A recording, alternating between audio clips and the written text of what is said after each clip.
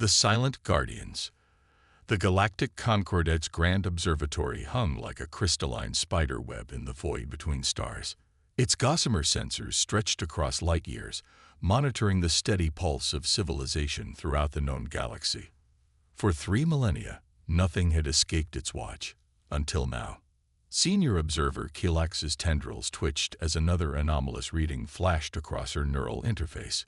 "Impossible," she whispered, her bioluminescent patches flickering with concern. The energy signature didn't match anything in the Concordat's vast databases. It seemed to exist in multiple dimensional states simultaneously, appearing and disappearing like quantum foam on the edge of reality. "High Observer," her subordinate, Vex, called from across the monitoring chamber. "The anomaly has multiplied. We're tracking 17 distinct signatures now." The younger Arxian's scales shifted color rapidly, betraying his anxiety. Kilax glided across the chamber, her antigrav harness humming softly. The main holographic display showed the anomalies clearly now, a formation of ships unlike anything the Concordat had ever encountered.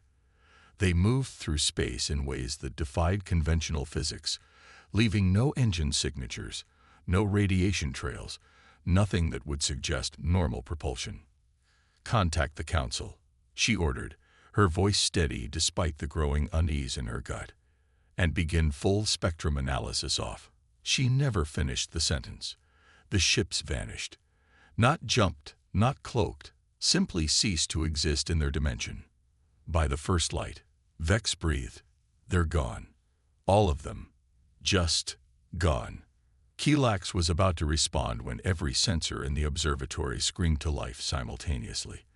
The ships had reappeared, directly alongside the observatory platform.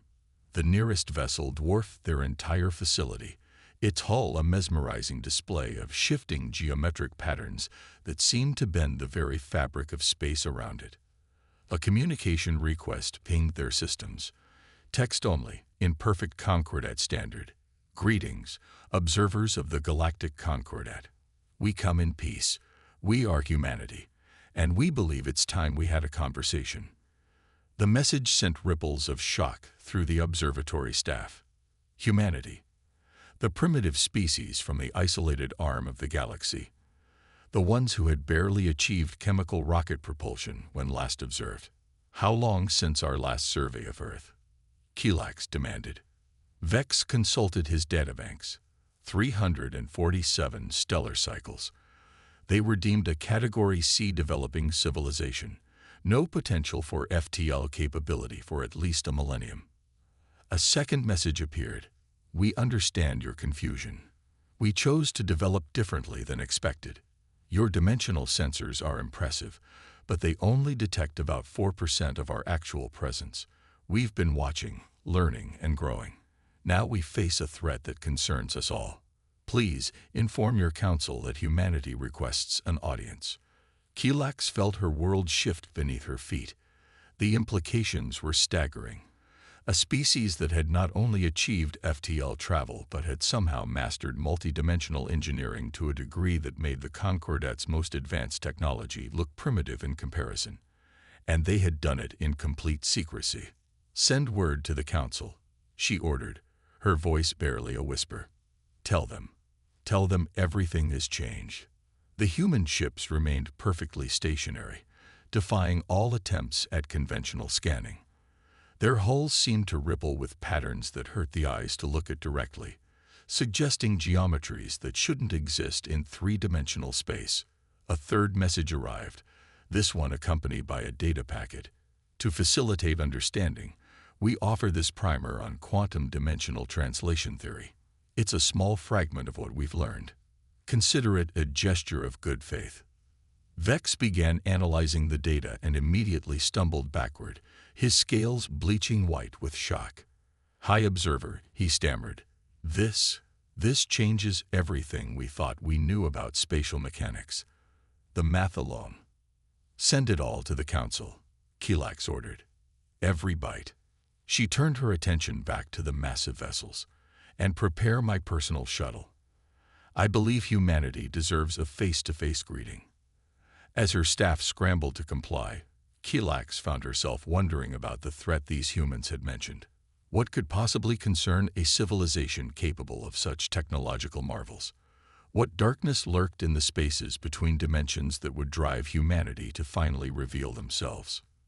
The answer, she suspected, would change the galaxy forever. Echoes of Earth. The quantum dimensional archives of New Terra's Historical Institute stretched infinitely in all directions, existing simultaneously in hundreds of parallel spaces. Dr. Sarah Chen walked through the seemingly empty room, her neural interface allowing her to perceive and interact with the vast stores of information surrounding her. She had accessed this particular memory countless times, the pivotal moment when humanity chose its unique path to the stars. The holographic recreation shimmered to life around her.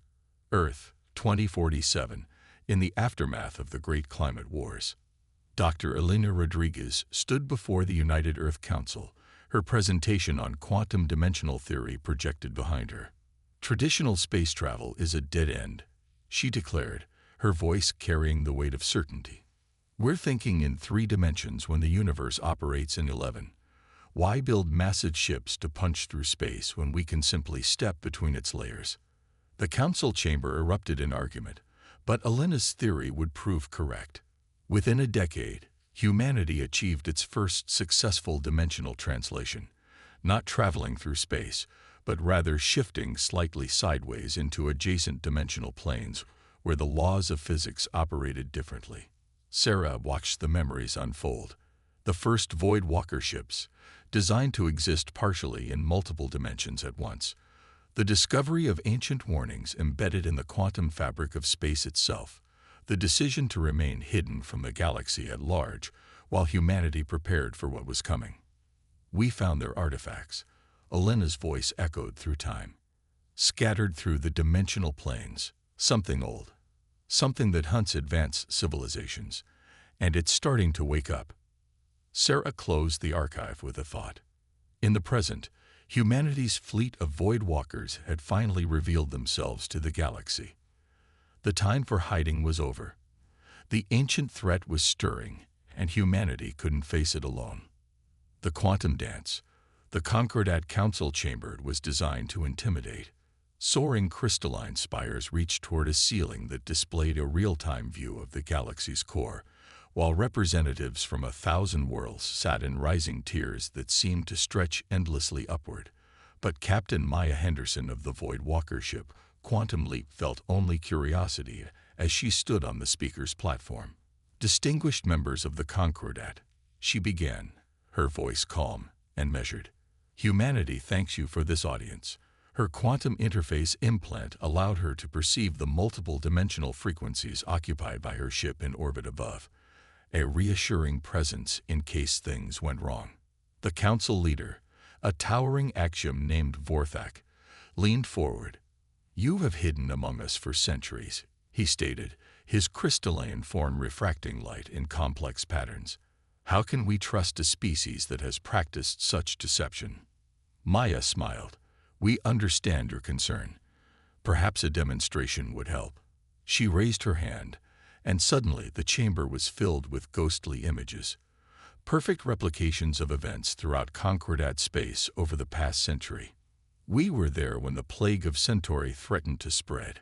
Our dimensional shifts created quarantine barriers. We were there during the Nexus collapse, stabilizing the region through quantum manipulation. Always helping, never revealing ourselves. The chamber erupted in murmurs as species after species recognized moments when mysterious anomalies had saved lives or prevented disasters. Maya continued, we chose secrecy not out of malice, but necessity. What we discovered in the dimensional planes demanded careful preparation. She gestured, and a new hologram appeared, a twisted mass of darkness that seemed to devour light itself. This entity exists in the spaces between dimensions. We call it the Void Hunger. It has consumed countless civilizations across multiple realities, and it's awakening again. The council chamber fell silent. Maya's quantum sensors detected elevated stress patterns across multiple species. Good. They were taking this seriously. How can we verify this threat? Vorthak demanded. Maya nodded to her first officer, who activated a small device. Suddenly, every piece of advanced technology in the chamber, from personal computers to the artificial gravity generators, began operating with 300% greater efficiency. That, Maya explained, is a basic quantum dimensional field, a fraction of what humanity has developed. We offer this technology freely, along with our partnership against what's coming. The void hunger doesn't just destroy civilizations, it consumes dimensions themselves. Only by working together, combining our different approaches to space and time, do we stand a chance. A younger council member, representing the Helith Federation, spoke up. If you have such advanced technology, why do you need us? Maya's expression grew serious. Because the last time the void hunger awoke, it devoured an entire galaxy. We've seen the dimensional echoes, and that galaxy had technology far beyond what humanity has achieved alone. We need each other. Your mastery of conventional space, our understanding of dimensional physics, together, we might stand a chance. The chamber erupted in discussion, but Maya could see the shift in attitudes. Fear was being replaced by determination, suspicion by curiosity.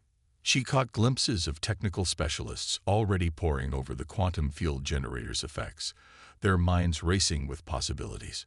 We propose an immediate exchange of technological knowledge, Maya continued. Our Void Walker ships can be modified to accommodate your crews. In return, we need access to your stellar cartography and mass manufacturing capabilities.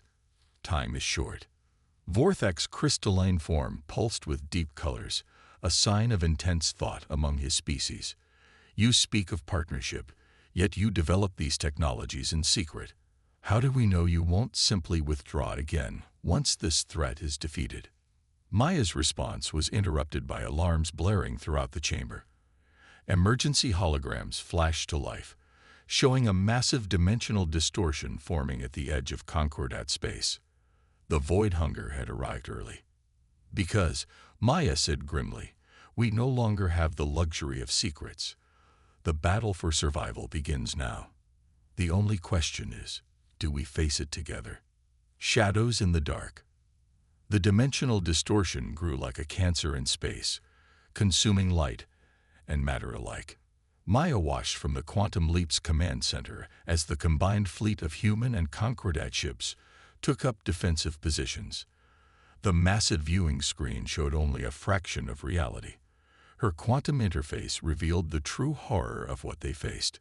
Multiple dimensional breaches detected.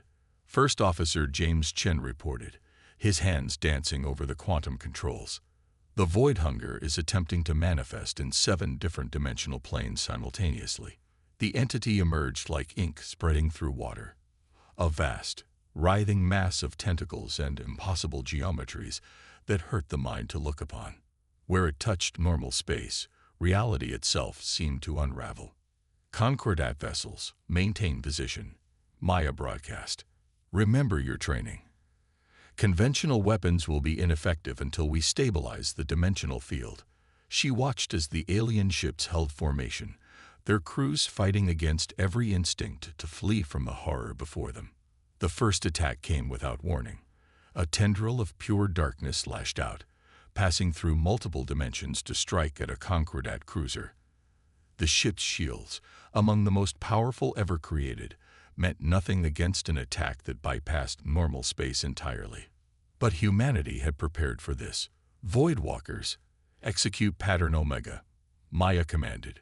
5 human ships shifted partially out of normal space, their quantum fields extending to encompass the Concordat vessels. The next tendril struck harmlessly, unable to find purchase in any single dimension.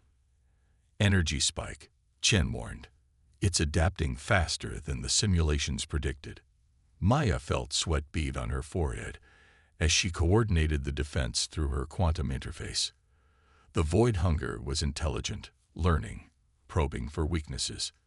It had devoured countless civilizations this way, using their own technological advances against them. A Helith battleship captain's voice crackled over the comm. Our weapons have no effect. Energy beams pass right through it.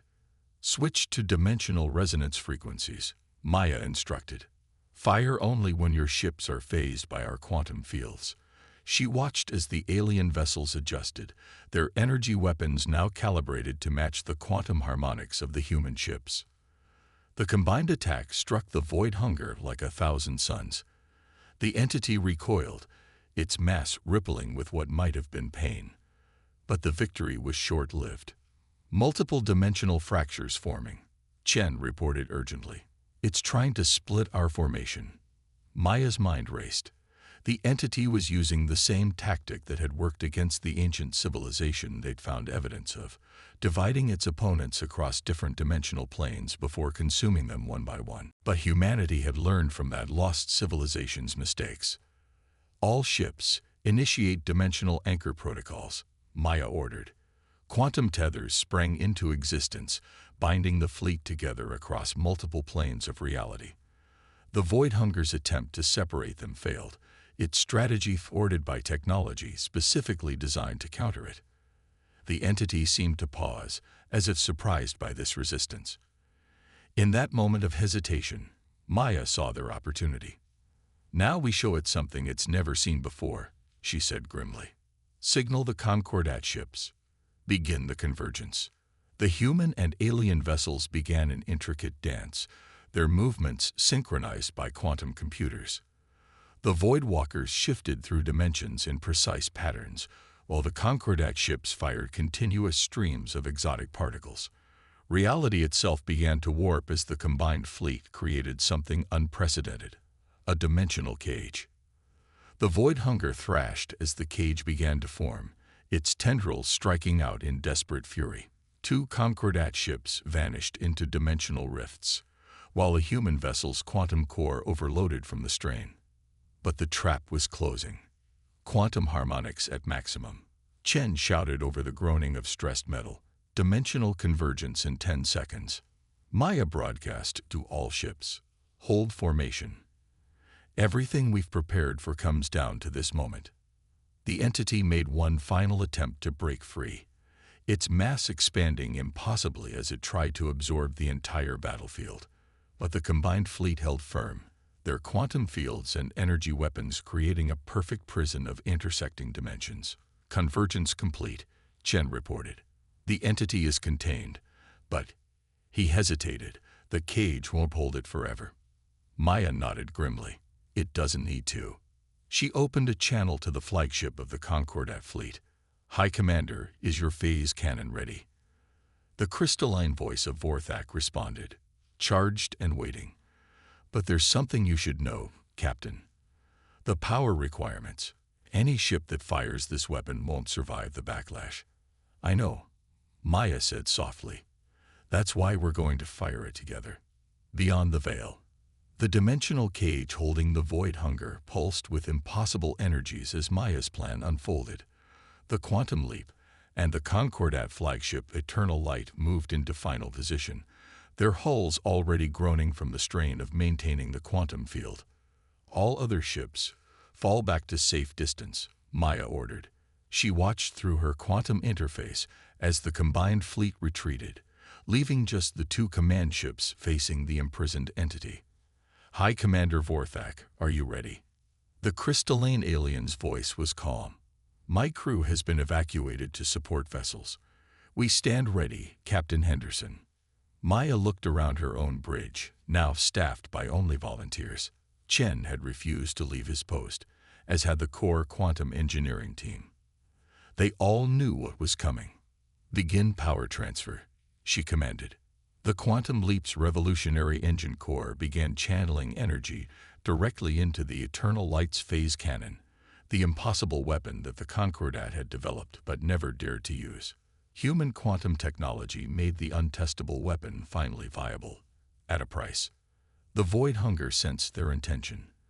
Its mass roiled against the dimensional cage, throwing out tendrils of dark energy that threatened to shatter reality itself. Warning alerts screamed across every console as the quantum fields began to fail.